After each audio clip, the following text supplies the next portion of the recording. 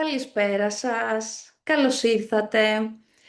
Σήμερα θα κάνουμε έτσι μια πολύ ενδιαφέρουσα συζήτηση με την αγαπητή κυρία Σοφία Βασιλιάδου, η οποία είναι μια εξαίρετη φιλόλογος, ε, αναφορικά με την Παγκόσμια ημέρα της ελληνικής γλώσσας.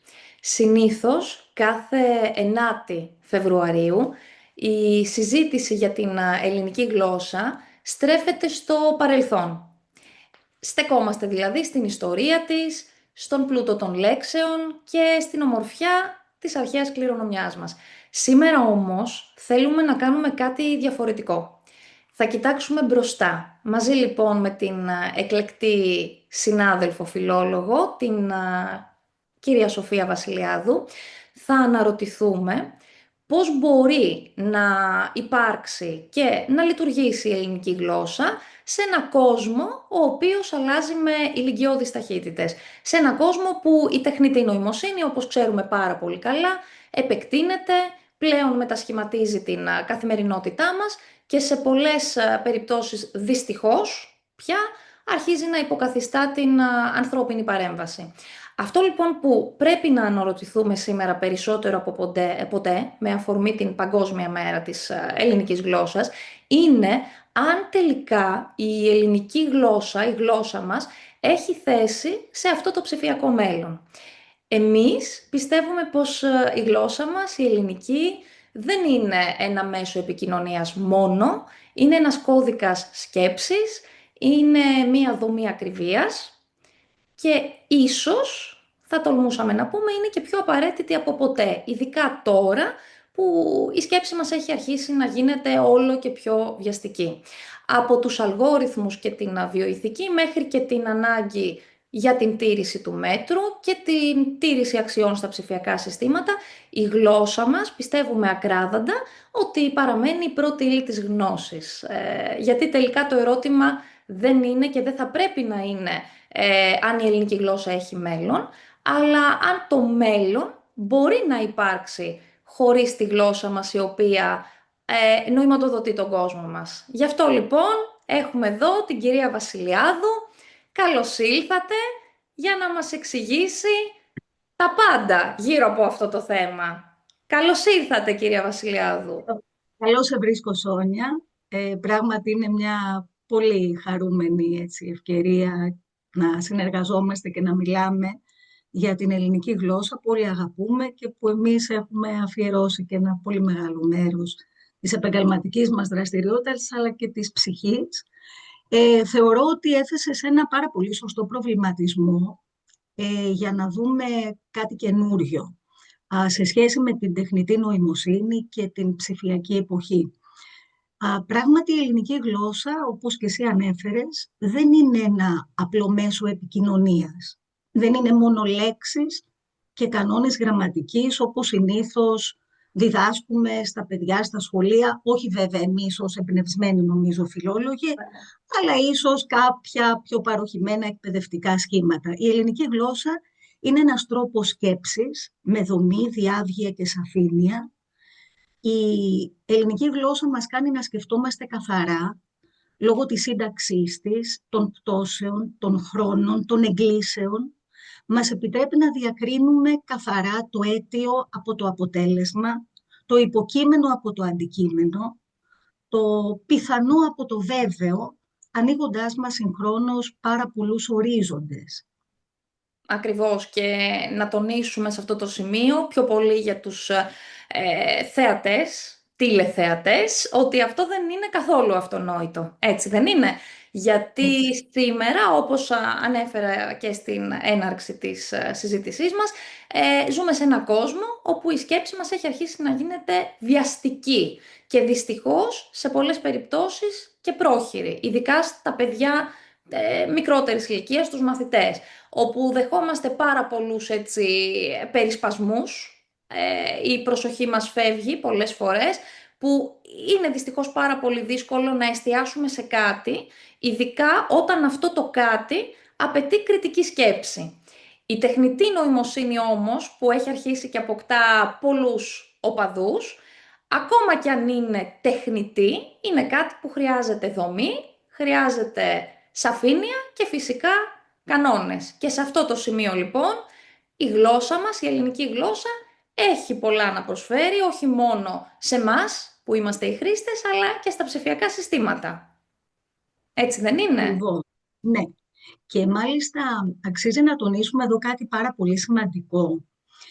Όταν εμφανίζονται νέες επιστημονικές έννοιες, συνήθως τις περισσότερες φορές χρησιμοποιούμε για να τις αποδώσουμε ελληνικές λέξεις ή ελληνικές ρίζες. Όπως ανέφερες και εσύ στην αρχή, βιοειθική, κυβερνητική, κυβερνοχώρος, μεταγλώσσα, αλγόριθμος. Και αυτό δεν είναι καθόλου τυχαίο.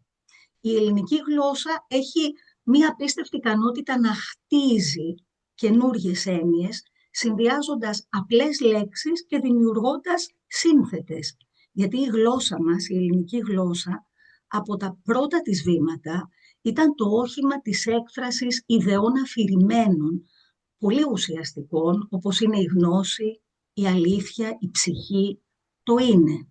Δεν ξέρω αν συμφωνείς. Ακριβώς, και το πιο σημαντικό από όλα είναι, και πρέπει να το τονίσουμε, είναι το γεγονός ότι δεν πρέπει να εστιάζουμε μόνο στις ονομασίες. Η τεχνολογία δεν έχει ανάγκη μόνο τις ονομασίες, χρειάζεται οριοθέτηση. Όπως όλα τα πράγματα στη ζωή, έτσι και η τεχνολογία, ειδικά τώρα που καλπάζει με αυτές τις ηλικιώδεις ταχύτητες, χρειάζεται όρια.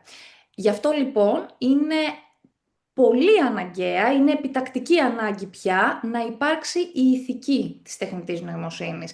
Και σε αυτό χρειάζεται η ελληνική φιλοσοφία. Η φιλοσοφία που για κάποιους θεωρείται παροχημένη, είναι πολύ σύγχρονη πλέον. Την έννοια του μέτρου χρειάζεται να διδαχθούμε και να την χρησιμοποιήσουμε. Την έννοια της δικαιοσύνης, την έννοια της ευθύνης, μιας και μιλάμε για ηθική της τεχνητής νοημοσύνης. Ερωτήματα που σχετίζονται με το τι είναι δίκαιο, το τι είναι άδικο, τι είναι ορθό, τι είναι εσφαλμένο, είναι ανοιχτά. Γιατί ο αλγόριθμος είναι κάτι που και μπορεί και πρέπει να εκπαιδευτεί, κυρίως σε αξιακό επίπεδο. Έτσι δεν είναι, κυρία Βασιλιάδου? Έτσι ακριβώς, και θα ήθελα να προσθέσω, και έχεις απόλυτο δίκιο σε αυτά που λες, ότι και στις πρωτοβουλίες που νομίζω σε πολιτιακό επίπεδο λαμβάνονται, πλέον πρέπει να υπάρχει και ένας φιλόσοφος, με την έννοια ότι θα πρέπει να δώσει το στίγμα έτσι ώστε όλα αυτά τα ζητήματα να οριοθετηθούν, γιατί η αλήθεια είναι ότι για να προχωρήσουμε στην τεχνητή νοημοσύνη χρειάζεται πρώτα η ανθρώπινη νοημοσύνη και η ανθρώπινη συνείδηση. Συμφωνώ απόλυτα με αυτά που είπες, και τελικά το ερώτημα δεν είναι, νομίζω, αν η ελληνική γλώσσα έχει μέλλον, αλλά αν το μέλλον μας μπορεί να υπάρξει χωρίς αυτή τη γλώσσα που νοηματοδοτεί τον κόσμο μας, που είναι η ελληνική γλώσσα. Ακριβώς, πολύ σωστά, είναι πολύ σωστή παρατήρηση και δεν θέλω να φαινόμαστε απλά σαν φιλόλογοι που αγαπάμε Ακριβώς. τη γλώσσα και εξυμνούμε τη γλώσσα, να μην φαινόμαστε ότι θεωρούμε την ελληνική ως τη μόνη γλώσσα στον κόσμο, σε καμία περίπτωση, έτσι δεν είναι. Είναι σαφές ότι, Ακριβώς. ακριβώς, ότι η γλώσσα μας, η ελληνική γλώσσα δεν επιβιώνει μόνο επειδή στηρίζεται στο παρελθόν της, είναι μία γλώσσα η οποία ουσιαστικά δημιουργεί το μέλλον. Στην εποχή της Ακριβώς. στην εποχή της τεχνητής νοημοσύνης, λοιπόν, που τα δεδομένα τρέχουν με αδιανόητες πια ταχύτητες, εμείς έχουμε στα χέρια μας ένα εργαλείο, το οποίο προσφέρει κάτι που είναι αναντικατάστατο, το νόημα. Οι λέξεις μας, οι ελληνικές λέξεις, δεν είναι απλά σύμβολα σε ένα κώδικα, όπως είπαμε προηγουμένως, είναι φορείς αξιών.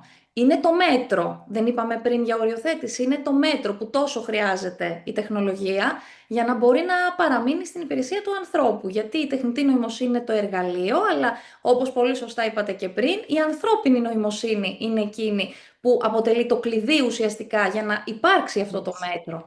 Γι' αυτό λοιπόν Ακριβώς. ότι ίσως τελικά μπορούμε να πούμε ότι η μεγαλύτερη προσφορά της γλώσσας μας, της ελληνικής, στον 21ο αιώνα δεν είναι τόσο πολύ οι λέξεις που θα δανείσει στην επιστήμη, αλλά η ικανότητα που έχουμε εμείς που μιλάμε την ελληνική, εμείς ως φιλόλογοι, η γλώσσα μας η ίδια να διδάσκει τον τρόπο με τον οποίο θα σκεφτόμαστε κριτικά. Πώς να αμφιβάλλουμε, να φιλτράρουμε τις πληροφορίες και πώς να αναζητούμε την αλήθεια. Οπότε, κύριε Βασιλιάδου, ο λόγος εσάς. Πανιά μου. Δεν θα ήθελα κάτι άλλο να προσθέσω. Νομίζω ότι δώσαμε το στίγμα μας. Νομίζω ότι δώσαμε και ένα έναυσμα για όλους τους συναδέλφους μας να προσεγγίσουν λίγο και τα δικά μας μαθήματα, τα φιλολογικά και τη Βέβαια. γλώσσα, με μία, όπως είπες και εσύ, πιο κριτική ματιά, απαλλαγμένη από δομικά μόνο σχήματα. Ε, η γλώσσα μας είναι πραγματικά ένας ανεκτήμητος θησαυρός και νομίζω ότι εσύ θα κλείσεις αυτή τη συνάντηση. Απλώς θέλω να ο κόσμος που θα μας παρακολουθήσει, όχι μόνο οι συνάδελφοι, γιατί οι συνάδελφοι και ειδικά οι καλοί συνάδελφοι που αγαπούν τη γλώσσα, που τη διδάσκουν, το ξέρω ότι είναι δοσμένοι ουσιαστικά σε αυτό, με ενδιαφέρουν κυρίως τα νεότερα παιδιά.